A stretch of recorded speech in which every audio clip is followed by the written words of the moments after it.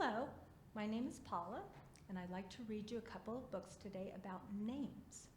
The first book I'm reading is called The Old Woman Who Named Things by Cynthia Rylant, illustrated by Kathryn Brown.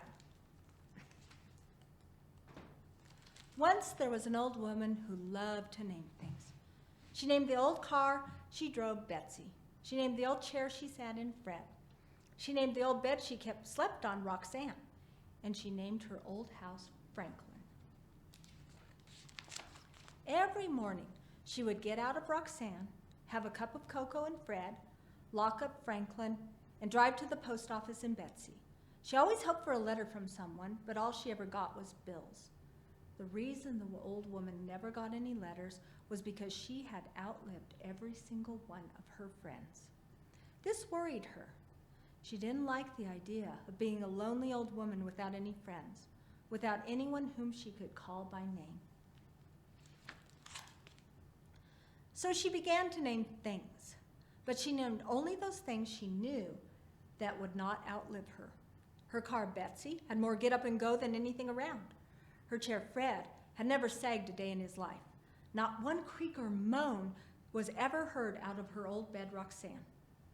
And her house, Franklin, had been standing straight for over 100 years and still didn't look a day past 20. The old woman never worried about outliving any of them, and her days were happy. One day, when the old woman was out soaping some mud off Betsy, telling her that Franklin wouldn't want to be seen with a car that didn't keep its bumpers a little cleaner, a shy brown puppy came to the old woman's gate. The old woman had not named the gate because 2 of the hinges had rusted, and she knew that it was not long for the world. The shy brown puppy wagged its tail. It looked a bit hungry. The old woman stood beside Betsy and watched the puppy for a while. She said. Then she walked into Franklin, got a chunk of ham from her refrigerator, and came back outside. The old woman gave the ham to the hungry puppy and told it to go home. She told it that Betsy always made puppies sick, Fred never allowed puppies to sit on him, and Roxanne wasn't wide enough for a puppy and an old woman to fit on. And besides all this, Franklin couldn't tolerate dog hair. So the puppy went away. But the next day, the puppy was back. The old woman was sitting in Fred reading a book on everlasting flowers when she saw the puppy through her window. Go home, she called to the puppy. The puppy wagged its tail when it saw her. Go home, she called again. But the puppy just kept wagging. The old woman noticed that it still looked a little hungry, so she went to her refrigerator. She gave the puppy a hunk of cheese and 2 biscuits. Then she told it to go home. The puppy went away. That night, as the old woman plumped up the pillows on Roxanne, she thought about the puppy. It was a very nice puppy, she thought. It was a very pretty puppy, she thought. But it couldn't stay. If it stayed, she would have to give it a name, and it could never last as long as Franklin or Fred or Betsy or Roxanne. She might outlive it, and she didn't want to risk that. She didn't want to outlive any more friends. She would just keep telling it to go home. Every day, the shy brown puppy came to the old woman's gate. Every day she fed it and told it to go home. Always it went away, and always it came back the next day. This went on for many months. The puppy got bigger and bigger until soon it wasn't a puppy anymore. It was a dog. And it was still a dog with no name. In all this time, the old woman had gotten a new dresser and she had named it Bill. She got a new wheelbarrow, she named it Francine, and a new concrete pig for her garden that she named Bud. But the dog she faithfully fed at her gate every day still had no name. Since it had no name, the old woman didn't have to worry about outliving it, and she thought herself pretty clever in this. Then one day, the shy brown dog did not come to the old woman's house. She sat in Fred and watched the gate all day long, but the dog never came. The old woman felt sad. The next day again, the dog did not come. The old woman drove Betsy around town looking for the dog, but she still did not find it. The old woman felt even sadder. The following day, when still the dog did not come, the old woman knew she had to do something. She picked up her telephone and called the dog catcher. "Have you caught any shy brown dogs?" the old woman asked the dog catcher. "We've got a whole kennel of shy brown dogs, ma'am," said the dog catcher. "Was yours wearing a collar with its name on it?" "No," said the old woman sadly, and she hung up her phone. The old woman sat and thought about the shy brown dog who had no collar with a name. Wherever it was, no one would know that it was supposed to come to the old woman's gate every day, that she was supposed to feed it and tell it to go home every day. That things were always supposed to be this way. The shy brown dog had no collar and no name, and no one would ever be able to know these things about it. The old woman made a decision. She locked up Franklin and drove Betsy to the dog catcher's kennel. She said to the dog catcher, "I've come to find my dog." He asked her what color it is. "It's brown," she said. He asked her how old it was. "About a year," she said.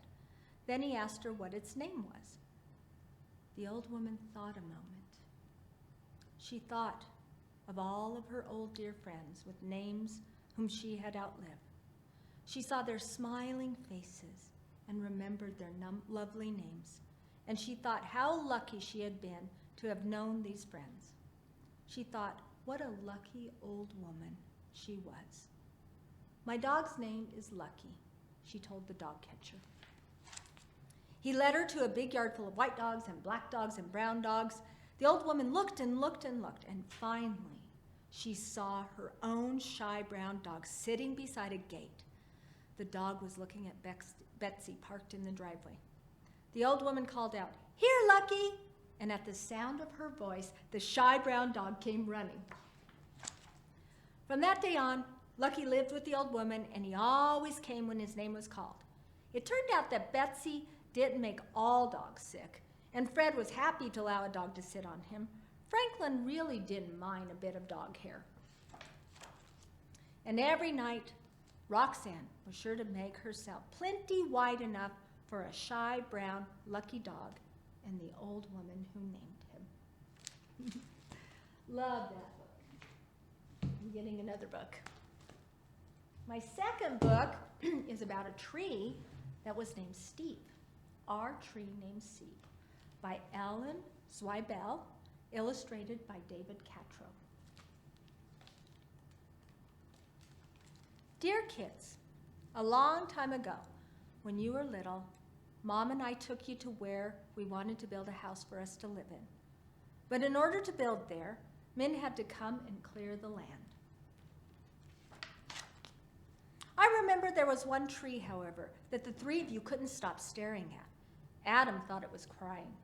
Lindsay said it looked nervous. And Sari, who was only 2, couldn't pronounce the word tree and called it Steve. "I love you, Steve," she kept saying. And then Adam and Lindsay started saying it, and before too long, Mom and I got the hint and asked the builder to please save Steve. The day we moved in, Steve was there to greet us. He quickly worked his way into our lives as a swing holder, target, third base, hiding place, jump rope turner. And whenever our dryer broke down, he held our underwear with pride. Yes, right there in the center of our yard, this weird-looking tree grew to become the center of our outdoor lives.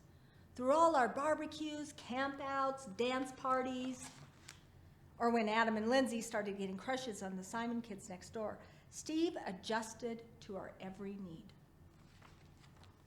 And it wasn't always easy, standing tall through snowstorms in the winter, or when Uncle Chester napped in the hammock. Couldn't possibly have been fun. Not to mention the time that the sewer overflowed and Steve sucked up all the smelly water before it drowned Kirby. Then got so sick himself that the tree doctor had to give Steve a haircut that made him look like a big thumb. Through the years, Mom and I have tried to show you, in a world filled with strangers, the peace that comes with having things you can count on and a safe place to return to after a hard day or a long trip. Which brings me to the point of this letter. Last week, a storm hit our area. And though we spared Steve's life a long time ago, this time we couldn't save him. Are we sad? Sure we are. But even in the final moments, when he could have fallen on our house, Sari's swings, Kirby's house, or Mom's garden, Steve performed his last trick and protected all of us to the very end. And friends like this are hard to find. So when you come home from Grandma's next week, Steve will not be able to greet you as he has done in the past. But please know that Steve will always be with us in our hearts, in our thoughts, and in a different tree at the under end of our yard. See you next week. Love, Dad. There he is as a tree house. So he's going to live forever as a tree house. Well, thank you for listening to my books. I hope you enjoyed them. Bye.